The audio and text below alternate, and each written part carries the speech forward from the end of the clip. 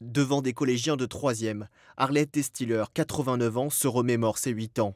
Son arrestation en juillet 42 lors de la rafle du Veldiv, puis son transfert au camp d'internement de Beaune-la-Rolande. Avec sa mère et sa sœur, elle y est détenue plusieurs semaines, dans des conditions sanitaires déplorables.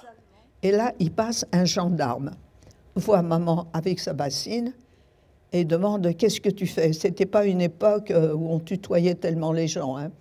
Puis surtout pas ma maman.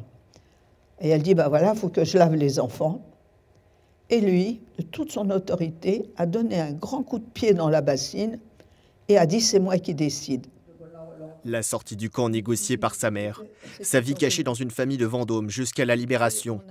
Un récit dans les moindres détails, photos d'époque à l'appui. 3 classes de ce collège de Beaune-la-Rolande l'écoutent attentivement.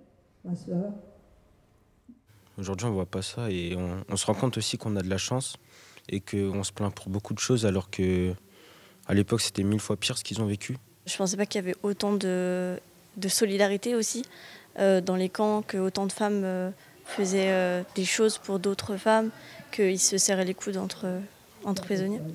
Les collégiens ont étudié en classe une autobiographie d'une autre rescapée des camps. Cette rencontre a vocation à renforcer leurs connaissances sur l'histoire de la Shoah. Parfois, ils confondent un petit peu les notions. Ils pensent qu'à Beaune, il y a eu un camp de concentration, alors que c'est un camp d'internement, c'est pas la même chose. Donc c'est important que pour eux, ça soit clair, surtout eux qui sont un petit peu concernés par l'histoire locale. C'est important que ce soit bien clair dans leur esprit pour qu'ils puissent après perpétuer le devoir de mémoire qui est très très important pour nous ici. Arlette Testiller intervient régulièrement dans des collèges. Une façon pour elle d'honorer la mémoire de ses proches disparus. Dans mon immeuble, il y avait 4 familles, tous avec des enfants. Personne n'est revenu. Ils ont tous été assassinés à Auschwitz.